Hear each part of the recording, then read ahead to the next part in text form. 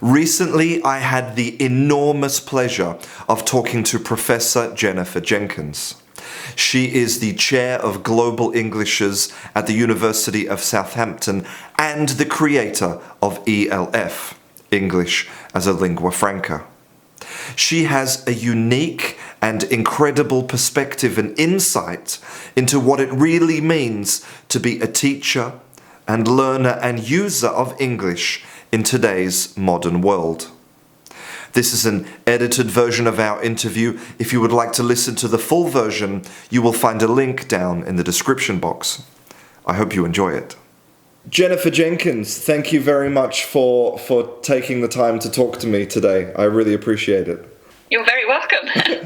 I'm glad we actually made it. Yes, we did. I'm so glad because I'm such a massive fan of your work. And I was wondering if you could maybe just introduce yourself for people who don't know a lot about you. I studied linguistics earlier on when I was much younger in my first degree. And then I got very interested in Old Language, went to Oxford to work on Old Icelandic, Old English and then Old Icelandic. Decided that wasn't terribly relevant to modern life and switched to, for a while I became an EFL teacher. They were the best times. I don't remember ever laughing as much, having such a good time. I mean, we had a marvellous time. But very quickly I realised that although they were bright and they did learn everything I taught them, and when they did the exams they got very good marks, you know, they would get... I was around for the very first Cambridge Advanced English, so I entered people for the very first one, and they mostly got A's, and if not A's, B's, you know, they were good. And yet they didn't use half the language I taught them when they were outside of the being tested at any kind of assessment situation. So they then started to talk what I felt was their own English, and they understood each other pretty well. The reason I started on pronunciation was because where there were any problems, they were normally to do with pronunciation. They did sort them out very quickly. I didn't know about accommodation theory then. That was before I started studying for my PhD, but they very quickly adjusted so that they had a much better idea than I did of what each would understand. If we're talking about specifically about English exams, the first thing is that you basically prove that there's no relationship between your exam result in IELTS or TOEFL. There's no correlation between that and your academic results. Yeah. So basically, yeah, they haven't been able to prove this at all. Yeah. So which is a very important and probably shocking. Well, it's not shocking to me, but it might be shocking to people to realise that you know your exam results have nothing to do with your capability to succeed at learning, right?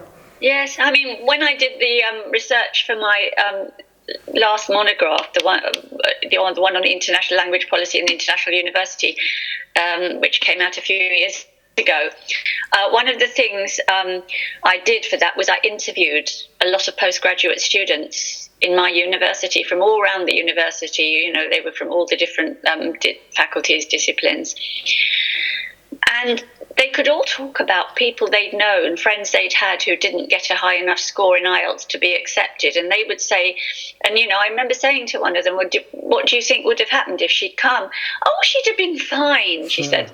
Another one told me about a student on her course who had got 9 in IELTS and couldn't cope and left after the first term.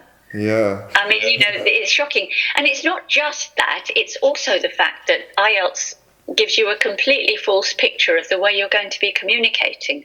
And this is why we're arguing so strongly for context. It has to be the kind of English that's going to be, and other languages, that will be used when they get there. And the only people that know that are the people who work there on the courses that the student's applying for. And the only people who know whether they can manage it or not will be the student if they have materials to look at. And between the staff and the students, they can decide together whether it's a time-consuming business, but it would be a lot more effective. One very telling thing about the IELTS exam is, because, you know, they publish the results of the exam every year, and you'll see that people who put that English is their first language, so basically native English speakers, actually do worse in IELTS than for example, Germans. Yes. So how can it? So clearly, it's not a good measure of your English ability if even native speakers can't get perfect results. I mean, do you know, I once tried the Cambridge proficiency exam just for fun, the use of English paper, and I didn't get an A. It's crazy. I have a class honours degree in English language. You know? Another really interesting thing that you talk about when you talk about exams is which is something similar to what I'm interested in, is, you know, most people who are learning a language, they are obsessed with comparing themselves to native speakers. You say that we should eliminate the idea of a native speaker and we should talk about people as local speakers. I mean, a good local speaker, somebody in whichever context you're in, who is making themselves easily understood to everybody and understands everybody. And that has very little to do with being a native speaker.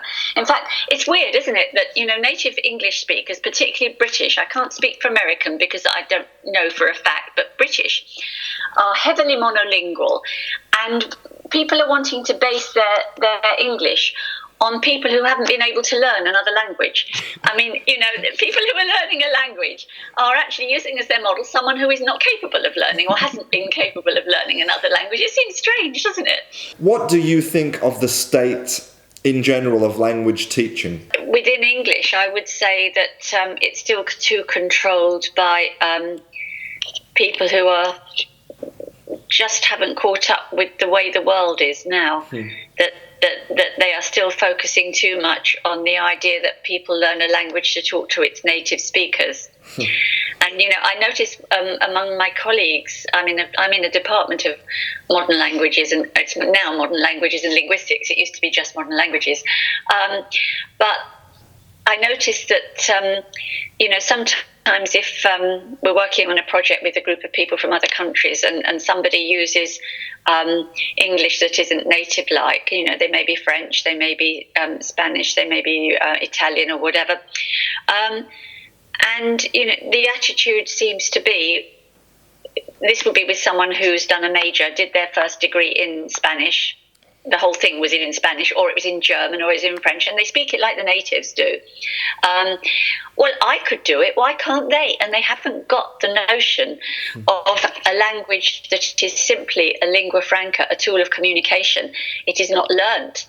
Its purpose is not, even if it's still taught as if its purpose is to talk to the natives, that is not what it's for. In the 21st century, English is a language of global communication. And most of that is not with native English speakers because there aren't enough of us. Yes. You know, most people don't even meet one. Well, exactly. I read that, I read, and I think it's true that 85% of conversations are between non-native speakers in English. It probably is true, yes. I mean, it's certainly a very, very large number would be, you know, I would say probably a very large proportion of English that's used around the world on any daily basis. Well, not even daily, but in any one day. It's probably among people who are not first language speakers, or in a group where the majority are not first language speakers of English. And I think ELF is starting to filter in to, I mean, a lot of the exam boards, you know, the teacher training exams are now mentioning it, but they haven't really worked out, they don't really understand what it is. They think it's another kind of world Englishes. They think it's a variety of English, which absolutely is not.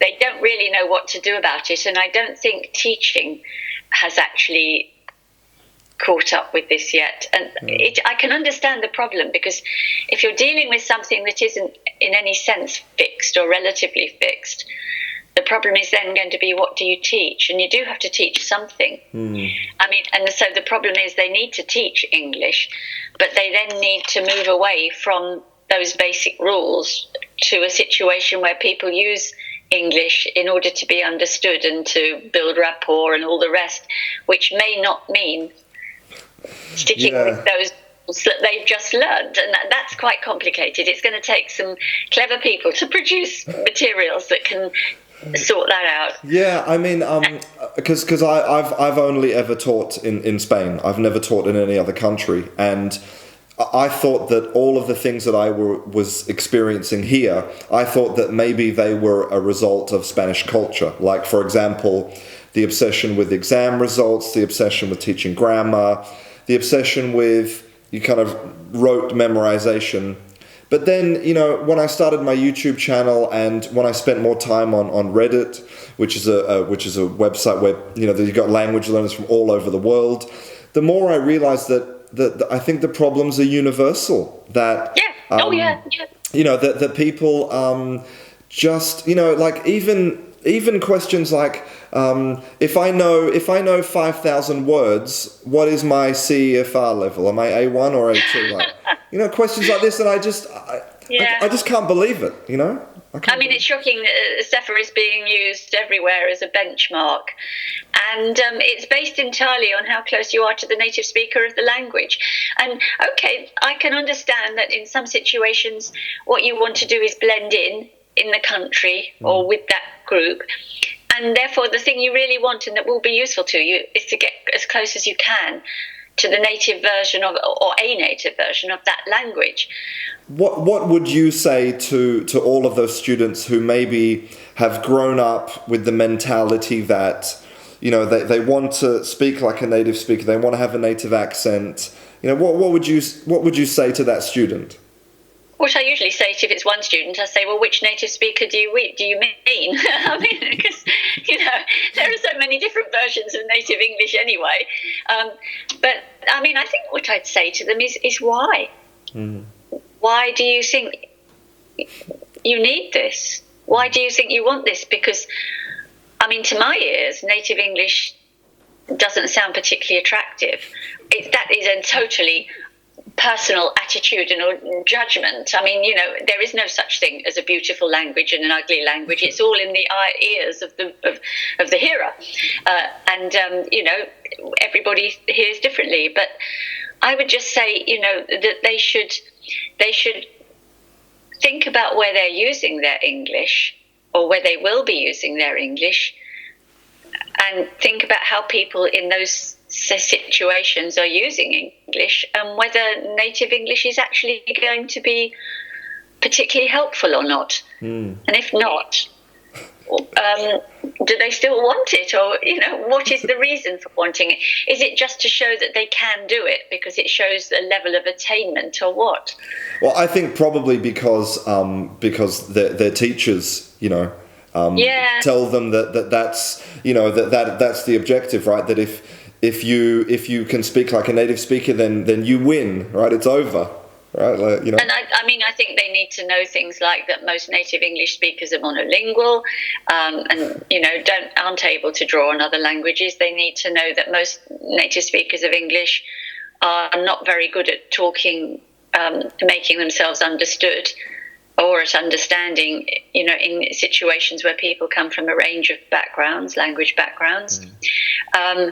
And that actually, when you look at research, what you find is that non-native English speakers are generally much more competent in terms of communication skills.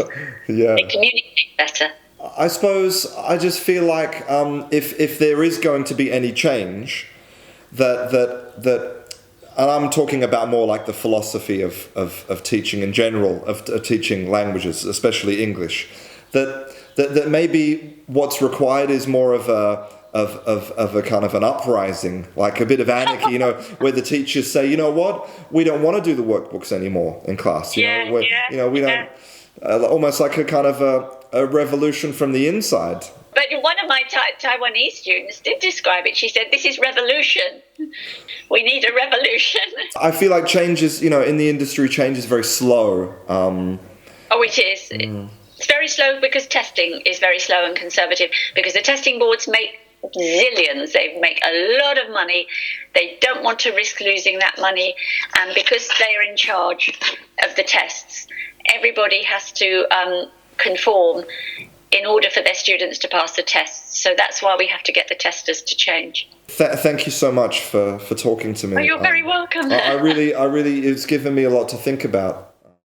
I hope that conversation is a reminder that two of the key things that we use to measure success in English learning, which are to be like a native speaker and to pass that exam, are wrong. The only measure that you need to worry about is, can you communicate effectively? And nothing else is really important. I'm Christian, this is Canguro English. I'll see you in class. You got my attention, baby.